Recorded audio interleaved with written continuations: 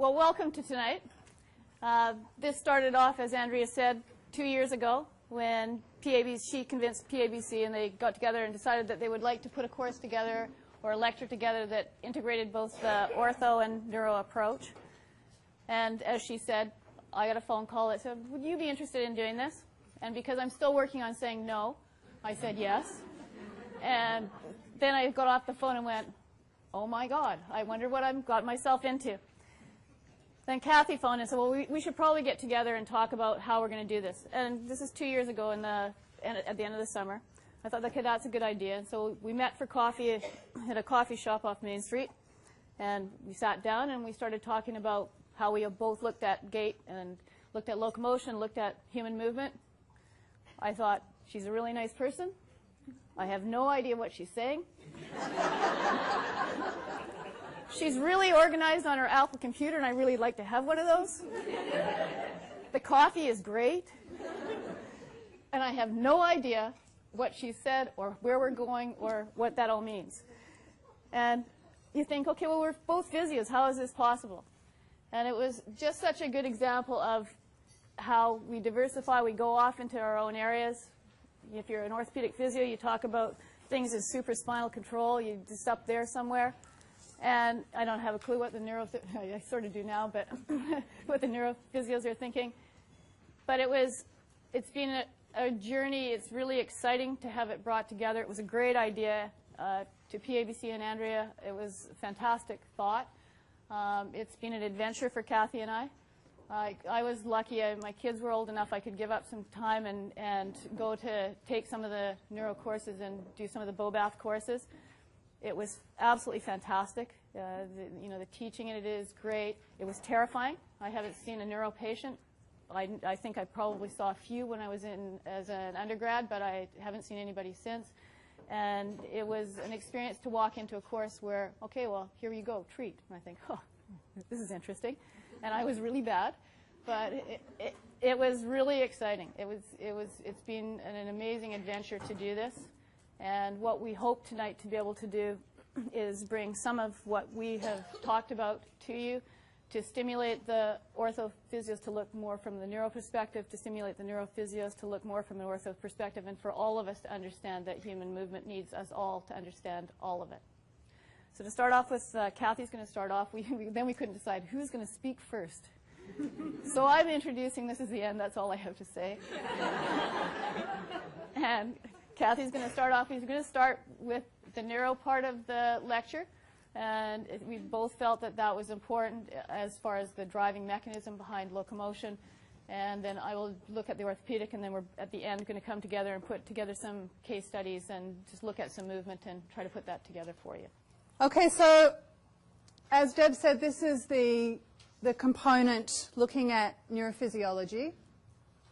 This is a huge topic, and we've got 3 hours, so this is going to take 2 hours and 55 minutes. No, it's not. It's going to take an hour or so. My desire is to keep you awake through this, so I'm hoping that the coffee's got caffeine in it, because you've all done a really long work day, and I think it's amazing the turnout here. But hopefully I can make this exciting and clinically relevant for you. And if not, try not to snore too loudly. Now, so first off, I just want to say that locomotion is uniquely human. It's something that is defines us as human beings. The ability, it's what differentiates us between the apes and the humans, that we can stand up, balance on one leg, free our upper limbs for skilled dexterity on an unstable surface.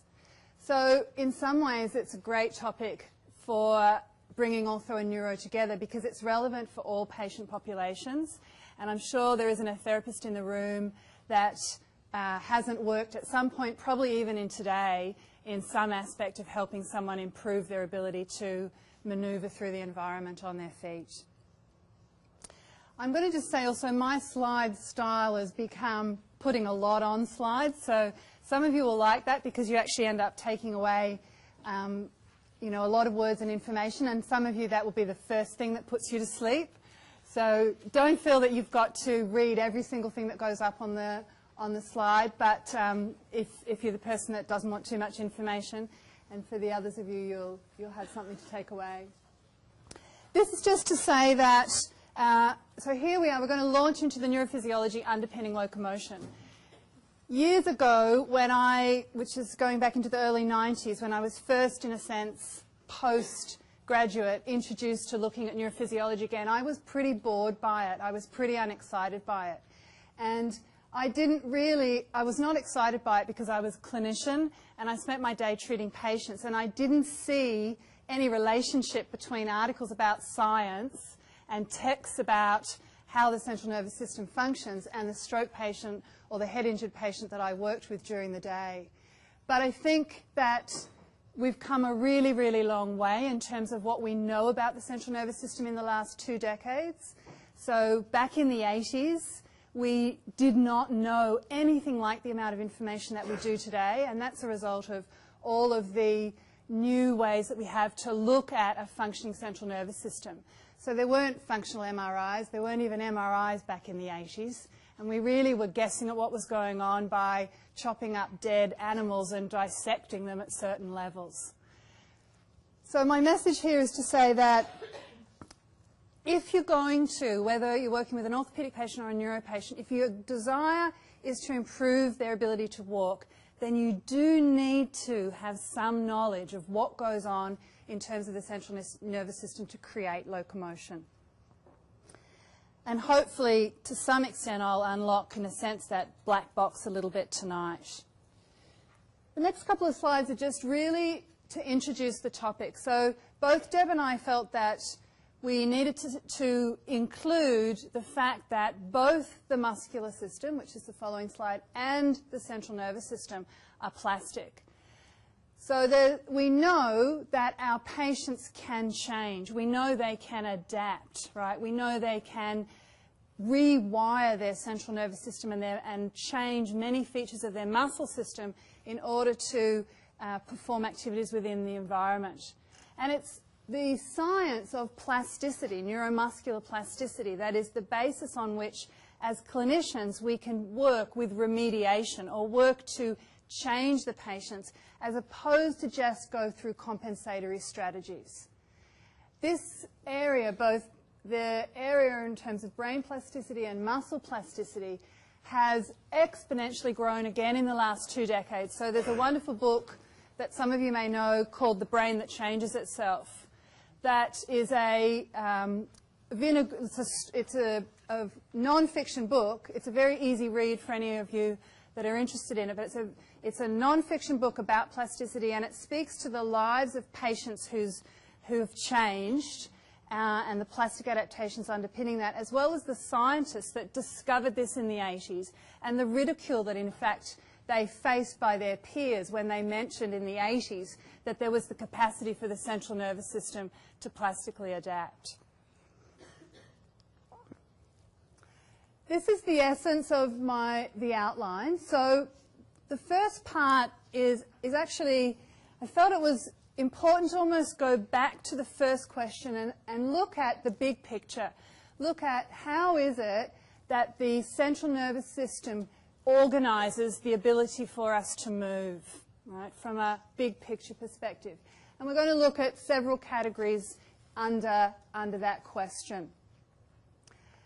The second part of the lecture is then looking at the requirements for success in locomotion. So we need to have a locomotor pattern, we need to have the ability to be up against gravity, and then we need to have the ability to adapt to get around changing environments. So I'm going to speak to the neurophysiology not in respect of the bits of the brain, but how the central nervous system comes together to allow us those requirements.